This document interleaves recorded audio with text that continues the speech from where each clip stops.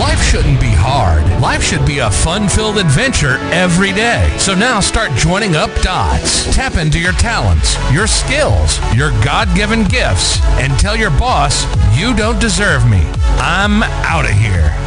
It's time for you to smash that alarm clock and start getting the dream business and life you, well, of course, are dreaming of.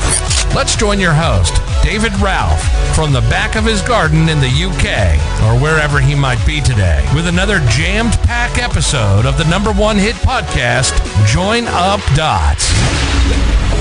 Yeah, good morning to you, and welcome to episode 4 of our course, teaching you how to get wealthy. What are the things that wealthy people do that we can follow, we can mimic, and bring into our own lives so that we can develop more stability in our financial decision making and bring more income into our lives to then make the income work for ourselves. Now, in the first series of podcast episodes, it's about thinking differently. It's about changing our mindset about what wealth is. And today we're diving into a concept that it's really subtle, but it's powerful. And this is keeping it under your hat.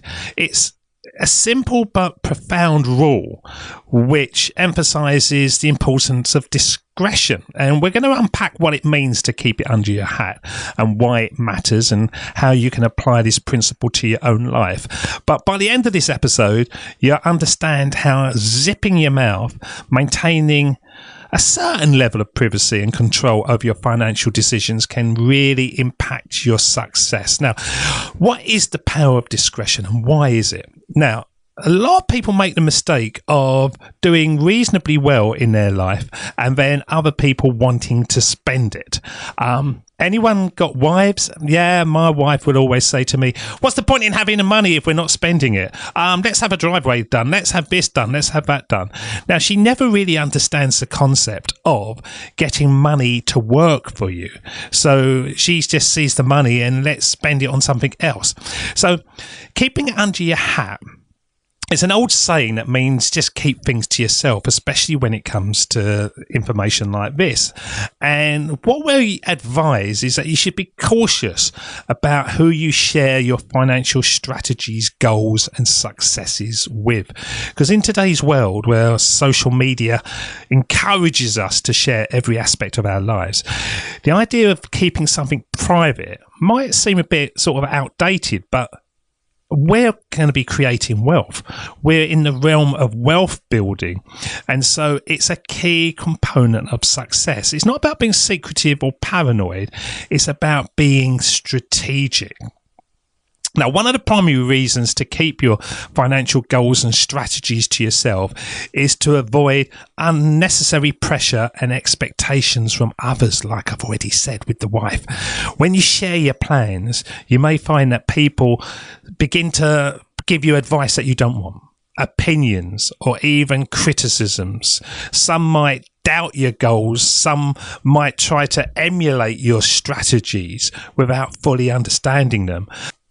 You might get things like, oh, well, if it's that easy, then everybody would be doing it. And just advice that they don't understand what you want to do and they don't understand the knowledge. They're only speaking from their own perspectives.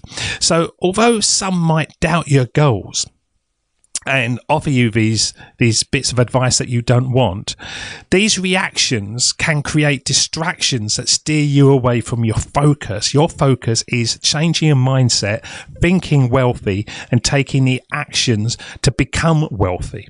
Now, broadcasting these can also make you vulnerable to external influences. These might include those who want to take advantage of your success, competitors who wish to outmaneuver you, or even those who might try to derail your progress just out of jealousy or spite. So it's really important to keep your financial strategies and successes to yourself, allowing you to move quietly and strategically without attracting unwanted attention.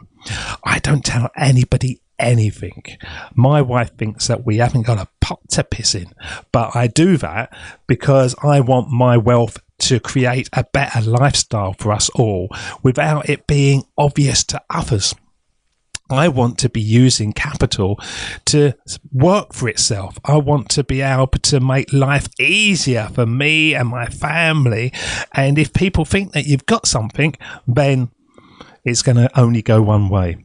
Now, another reason for keeping it to yourself is that it gives you room to pivot, change your mind, or just sort of adjust your strategy without feeling the weight of public scrutiny. If you've sort of announced your plans to everyone, changing course might be more difficult because you don't want to look stupid. You don't want to have the fear of being judged or criticised. Just keep it under your hat to maintain the flexibility to adapt as needed. For example, if you talk too much about your investment plans, you might inspire others to follow suit. And while this might be flattering, it might also increase competition. Additionally, if others are aware of your financial successes, they may feel entitled to share in them, leading to uncomfortable situations or strained relationships. It was funny when I started Join Up Dots, nobody wanted anything to do with it. And then once it became successful, the amount of people said, "Oh, I'll start doing it with you."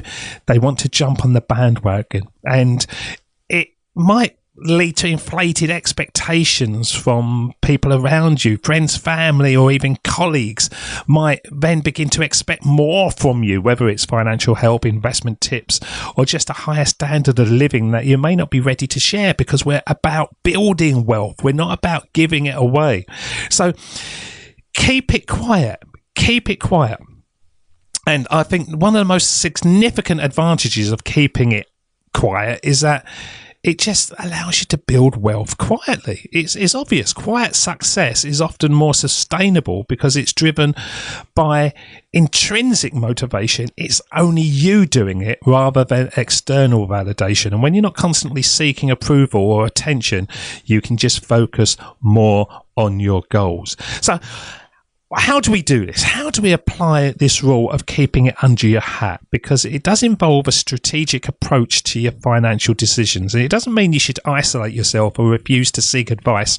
It just means about being thoughtful about when, how, and with whom you share your financial journey. For instance, if you're planning to invest in a new business venture, it might be wise to keep your plans under wraps until you've fully researched and secured your position. This way you'll avoid unnecessary competition or judgments from others. But once you've achieved a certain level of success and are ready to launch, you can then share. You can share your experience. Similarly, if you're working on a personal financial goal, such as paying off a debt or building an emergency fund, then consider keeping your progress private until you've reached a significant milestone. In the age of social media, oversharing is the norm. You've got to stop doing this and keep it to yourself. Okay, so you've really got to practice discretion. You've got to be mindful of who you share your financial goals and strategies with. You've got to avoid oversharing. You've got to resist the temptation to seek validation or attention. And you move quietly to focus on building wealth steadily. Simple compound actions will make a difference. Move some money into a higher rated interest account. And you might think, oh, I'm only getting £28. £28 is money that you didn't have before. And that is how you create wealth. You bring more money to you. You've got to take actions even if they don't seem significant. And then celebrate quietly. Enjoy your successes privately, maintaining that balance between celebrating and staying grounded and focused. The best strategy to get wealthy is to just let your success speak for itself. Keep moving forward and your achievements will shine through. Don't flaunt wealth. Make wealth work for yourself and keep it under your hat. Now, we're going to be moving on with episode 5 next week. But of course, if you're listening to any of the episodes of Join Up Dots, please subscribe, rate and review. Please go over to any platforms that you listen to. It only takes seconds, but really helps us with the algorithms and allows us to build more and more success through Join Up Dots. But other than that, just be focused on keeping it under your hat and changing your mindset to make sure that wealth starts working for you. Until next time, we'll see you again. Cheers. See ya. Bye-bye. That's the end of Join Up Dots. You conversation. Now it's time for you to start taking massive action. Create your future, create your life. It's the only life you've got. We'll be back again real soon. Join up dots, join up dots, join up dots, join up dots. Join up dots.